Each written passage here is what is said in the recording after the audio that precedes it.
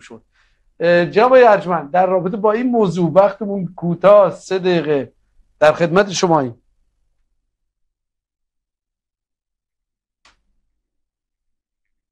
در رابطه با در واقع تخریب منازل مسکونی و در واقع مصادره زمین‌های شهروندان بلوچ، در واقع یک گزارش ما شباهت‌هایی از سیاست‌های اسرائیل در فلسطین و جمهوری اسلامی در بلوچستان ما منتشر کرده بودیم که به نوع خودش خیلی جالب هست و دقیقاً اتفاقی که در فلسطین در واقع کرانه باختری و اراضی اشغالی غزه اتفاق افتاده بود توسط اسرائیل، همون در واقع سیاست توسط جمهوری اسلامی در بلوچستان در حال رخ دادن هست. خب ما در این گزارش به برخی از شباهت‌ها اشاره کرده بودیم در رابطه با مصادره زمین و شهرک‌سازی توسط اسرائیل در اراضی اشغالی در واقع سرزمین فلسطین به بهانه‌های مختلف، عدم ثبت رسمی یا نیاز به توسعه، که همین اتفاق هم در بلوچستان در حال رخ دادن هست که به بهانه زمینخواری، طرح‌های توسعه‌ای و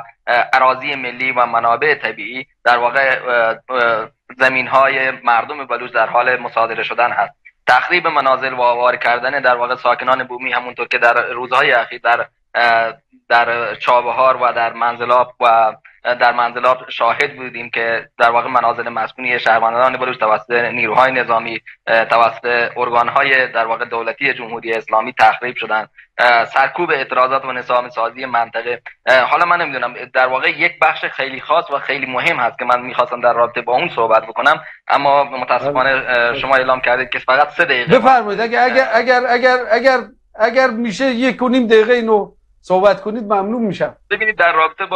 رابطه با اتفاقاتی که در سیستان و بلوچستان، مخصوصا در شمال بلوچستان و در جنوب بلوچستان در حال رخ دادن هست، زمین هایی که در شمال بلوچستان اطراف زاهدان و در واقع نوار شمالی بلوچستان در حال مصادره و تخریب منازل هستند، به خاطر منابع طبیعی و منابع معدنی که در اون منطقه وجود داره توسط جمهوری اسلامی به بهانه‌های مختلف در حال مصادره شدن هست. در جنوب بلوچستان اتفاقی که در حال رخ دادن هست به خاطر منطقه استراتژیکی که در نوار ساحلی بلوچستان وجود داره و حضور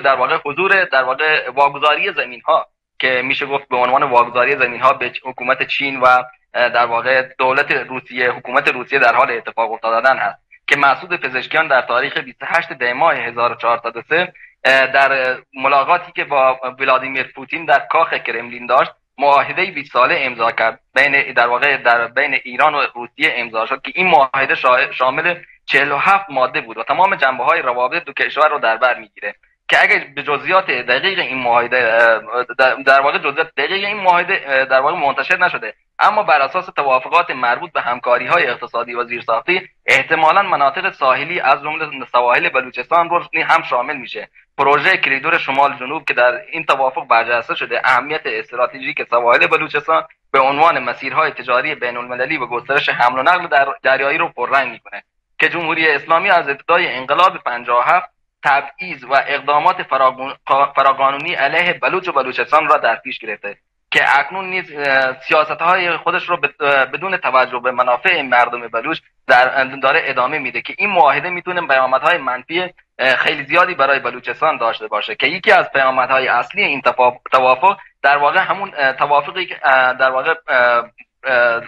قرارداد 20 ساله‌ای که با چین بسته بود، الان در واقع همین قرارداد رو به صورت معاهده بین 20 ساله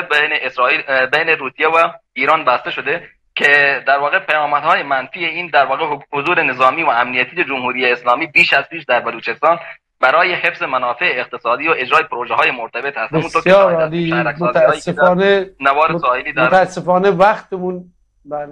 وقتمون رو به اتمام دیگه. به هر حال ما جناب ارجمند واقعا من خودم بهره بردم از صحبت‌های شما. امیدوارم حالا به هر حال نمیدونم